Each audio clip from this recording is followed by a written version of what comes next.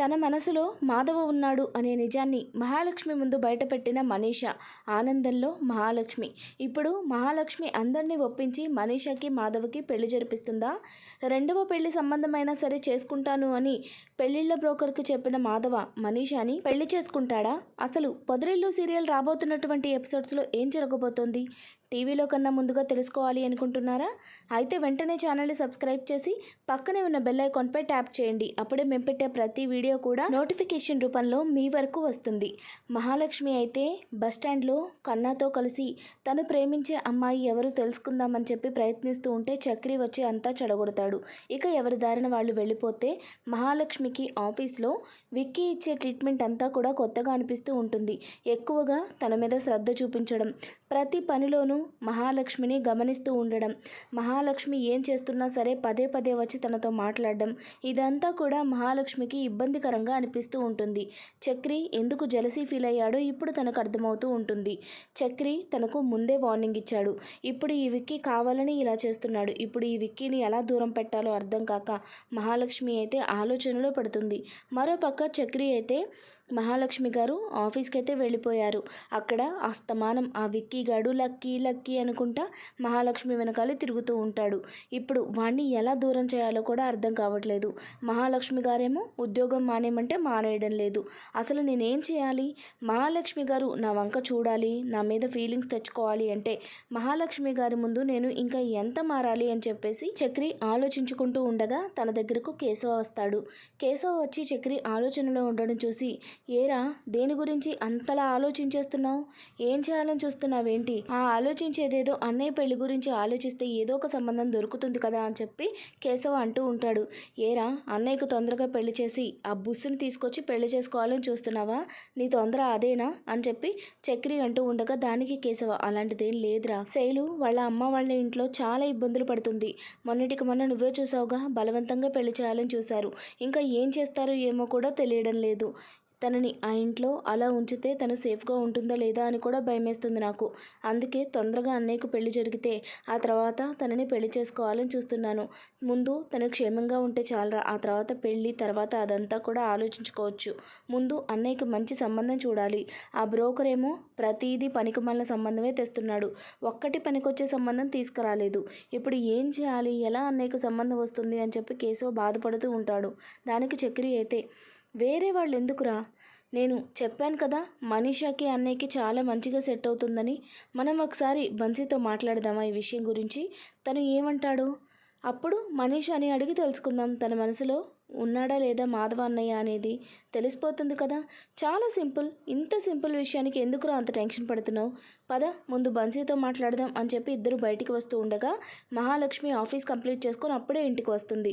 వాళ్ళిద్దరూ బయలుదేరి ఎక్కడికో వెళ్ళడం చూసి, ఏంటి ఇద్దరు తోడు దొంగలు ఎక్కడికి బయలుదేరారు, ఏం చేయడానికి వెళ్తున్నారేంటి అని చెప్పి అడగ్గా దానికి చక్రి ఇలా చెప్తాడు, మేము బన్సీతో మాట్లాడడానికి వెళ్తున్నాం. బన్సీకి మనీషాకి మాధవ అన్నయ్యకి పెళ్లి జరిపిస్తే ఎలా ఉంటుందో అడుగుదామని అనుకుంటున్నామని చెప్పి అంటే మహాలక్ష్మి అంటుంది, ఇంత డైరెక్ట్గా వెళ్ళి అడగడం కరెక్ట్ కాదు. అది కూడా మీరు అడిగితే అసలు పద్ధతిగా ఉండదు. ముందు మనం మనీషా మనసులో ఏముందో తెలుసుకుందాం. మనీషాతో ఈ విషయం మాట్లాడితే తన ఉద్దేశం ఏంటో తెలుస్తుంది కదా. మనీషాకు కూడా పెద్ది అంటే ఇష్టమైతే అప్పుడు మనం బన్సీతో మాట్లాడి ఈ పెళ్ళికి ఏర్పాట్లు చేసుకోవచ్చు. మనీషా ఇంటి కోడలైతే చాలా బాగుంటుంది. మనీషా చాలా మంచి అమ్మాయి, మనందరితో చక్కగా కలిసిపోతుంది. అలాంటి మంచి అమ్మాయి మా పెద్దికి భార్య అయితే ఇంకా కావాల్సిందేముంది అని మహాలక్ష్మి కూడా చాలా సంతోషపడుతుంది. దానికి చక్రి, మరి ఇప్పుడు ఏం చేద్దాము? మనీషాతో ఎలా మాట్లాడాలి? మనీషా అమ్మాయి కదా, తనతో మీరు మాట్లాడితేనే బాగుంటుంది అని చెప్పి అంటూ ఉంటాడు. మరి నేను మాట్లాడక మీరెళ్ళి మాట్లాడతారా అని చెప్పి చాలా సీరియస్గా చక్రిని అయితే కోప్పడి మహాలక్ష్మి లోపలికి వెళ్ళిపోతుంది. వెళ్ళిన తర్వాత ఫ్రెష్ అయ్యి మనీషాకి కాల్ చేసి సాయంత్రం ఒకసారి బయట కలుద్దామని చెప్పి అడుగుతుంది. దానికి మనీషా కూడా సరే అంటుంది. ఇక ఇద్దరూ కలిసి బయట ఒక దగ్గర కలుస్తారు. మనీషాని మహాలక్ష్మి డైరెక్ట్గా అడగాలి అనుకుంటుంది, కానీ మనీషానే మహాలక్ష్మితో ఏదో చెప్పాలి అని చెప్పి ప్రయత్నిస్తూ ఆగిపోవడం గమనించి, ఏంటి మనీషా నాతో ఏమైనా చెప్పాలి అనుకుంటున్నావా అని చెప్పి మహాలక్ష్మి అడుగుతుంది. దానికి మనీష అలాంటిది ఏం లేదు, నువ్వు ఏదో మాట్లాడాలని చెప్పి కలుద్దామన్నావు కదా, ఏంటి ఆ విషయం, ముందది చెప్పు, ఆ తర్వాత నేను చెప్పాలనుకున్నది చెప్తాను అంటూ మనీష అంటుంది. దానికి మహాలక్ష్మి అదంతా తర్వాత, ముందు నువ్వు నాకేం చెప్పాలనుకుంటున్నావో చెప్పు, నీకు అక్కడ అంతా బాగానే ఉందా, లేదా తిరిగి మా ఇంటికి వచ్చేస్తావా, కొన్ని రోజులు సరదాగా ఉండొచ్చు అని చెప్పి మహాలక్ష్మి అంటూ ఉంటుంది. దానికి మనీష అయితే లేదు అలాంటిది ఏం లేదు, నేను వచ్చేస్తే బన్సీ అన్నయ్యకి అన్నంకి ఇబ్బంది అయిపోతుంది కదా, తనకి టైంకి వంట చేసి పెట్టాలి కదా, అందుకే నేను అక్కడే ఉంటాను. ఇప్పుడు మా బావ వల్ల కూడా ఏ సమస్య లేదు కదా, వాళ్ళు ఊరికి వెళ్ళిపోయారు, ఇక నేను ప్రశాంతంగా ఉండొచ్చు అని చెప్పి మహాలక్ష్మితో మనీష అంటుంది. ఇక మహాలక్ష్మి ఎలా చెప్పాలా ఏంటా అని అర్థం కాక ఆలోచిస్తూ ఉండగా, చెప్పు మహాలక్ష్మి, నాతో ఏం చెప్పాలనుకుంటున్నావు, దేని గురించి మాట్లాడాలి అనుకుంటున్నావు అంటూ ఉంటుంది. దానికి మహాలక్ష్మి, నేను మా పెద్ద పెళ్లి గురించి మాట్లాడాలని వచ్చాను, నీతో ఒకసారి ఆ విషయం మాట్లాడితే నాకు ఉన్న అనుమానాలు తీరిపోతాయి కదా, అందుకే నేను ఒక విషయం అడగాలని వచ్చాను అంటూ మహాలక్ష్మి అంటూ ఉండగా, మనీష అయితే ఏంటి మాధవ గారికి పెళ్లి కుదిరిపోయిందా అని గబక్కన షాక్ అవుతుంది. ఆ మాటలు విన్న మహాలక్ష్మి అయితే, ఏంటి నువ్వంత షాక్ అవుతున్నావు, తనకి సంబంధం కుదిరితే నీకు సంతోషం కాదా అని చెప్పి అడుగుతుంది. దానికి మనీష తడబడుతూ, అలాంటిది ఏం లేదు, నువ్వు సడన్గా పెళ్ళి అనేసరికి తనకి ఏ సంబంధం వచ్చిందో పెళ్ళి కుదిరిపోయిందో అని చెప్పి ఊరికి సంతోషంలో అలా అన్నానంతే అంటూ కవర్ చేస్తుంది. కానీ మహాలక్ష్మి మాత్రం దానికి అనుమానంగా చూస్తూ, నీకు మా పెద్ది అంటే ఇష్టమేనా అని చెప్పి అడుగుతుంది. దానికి మనీష ఒక్కసారిగా షాక్ అవుతుంది. ఏంటి మహాలక్ష్మి సడన్గా అలా అడుగుతున్నావు అని చెప్పి అంటుంది.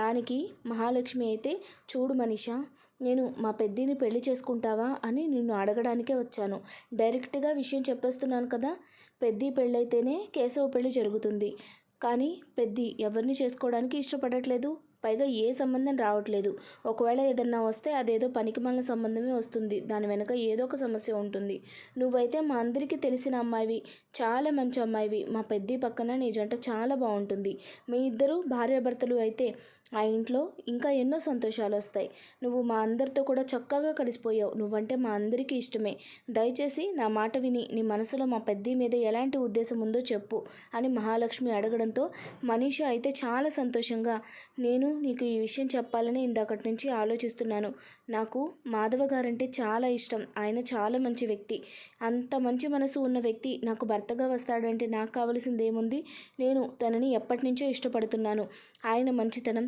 మీ కుటుంబం, మీ అందరి మధ్య ఉన్న ప్రేమ అంతా కూడా నాకు బాగా నచ్చింది, నేను అది చూసే ఆయన్ని ఇష్టపడ్డాను, దయచేసి మాధవ గారికి నేను ఇలా చెప్పానని చెప్పొద్దు, ఆయన మనసులో ఏముందో తెలుసుకొని ఆ తర్వాత ఈ విషయం గురించి చెప్పు, మహాలక్ష్మి ముందుగా అయితే నేను తనని ఇష్టపడుతున్నానని మాత్రం చెప్పొద్దు, ఆయన మనసులో ఏముందో నిజంగా తెలియాలి అంటే ముందు ఆయన నా గురించి ఏమనుకుంటున్నాడో తెలియాలి కదా, అప్పుడే నా ప్రేమ గురించి బయటపెడతాను అని చెప్పి మనీష అంటూ ఉంటుంది. దానికి మహాలక్ష్మి, అదెంత పని, నేనున్నాను కదా, అంతా నేను చూసుకుంటాను, మా పెద్ది నిన్ను ఇష్టపడుతున్నాడో లేదో, అసలు తన మనసులో నీ మీద ఏ ఉద్దేశం ఉందో తెలుసుకుందాము, నువ్వే చూస్తావుగా అని చెప్పి మహాలక్ష్మి మనీషకి మాట ఇచ్చి మాధవ దగ్గరికి వస్తుంది. మాధవని కలిసి మనీషకి తనకి పెళ్లి చేయాలనుకున్నట్టు, మనీష తనని ఇష్టపడుతున్నట్టు చెప్పేస్తుంది. మహాలక్ష్మి అలా చెప్పడంతో మాధవ చాలా సంతోషపడతాడు. మనీష చాలా మంచి అమ్మాయి, అలాంటి అమ్మాయి నాకు భార్యగా రావడం నేను ఏ జన్మలో చేసుకున్న పుణ్యమో, కానీ ఈ విషయాన్ని గురించి బన్సీ ఏమంటాడు ఏంటో అని చెప్పి అంటూ ఉండగా, కేశవ చక్రి ఇద్దరు కూడా బన్సీని తీసుకొని అక్కడికి వస్తారు. బన్సీ కూడా వాళ్ళతో మాట్లాడుతూ, మాధవ అన్న మా చెల్లికి భర్తగా వస్తాడంటే ఇక నాకు కావాల్సిందేముంది, నా చెల్లి జీవితం సంతోషంగా ఉంటుంది, మీరందరూ నాకు బంధువులు అవుతారు అని చెప్పి బన్సీ కూడా చాలా సంతోషంగా చెప్తాడు. ఈ విధంగా పొదరిల్లు సీరియల్ రాబోతున్నటువంటి ఎపిసోడ్స్లో అయితే ఖచ్చితంగా జరగబోతుందండి. వీడియో నచ్చినట్లయితే తప్పకుండా లైక్ చేయండి, ఛానల్ని సబ్స్క్రైబ్ చేసుకోండి. Thanks for watching friends.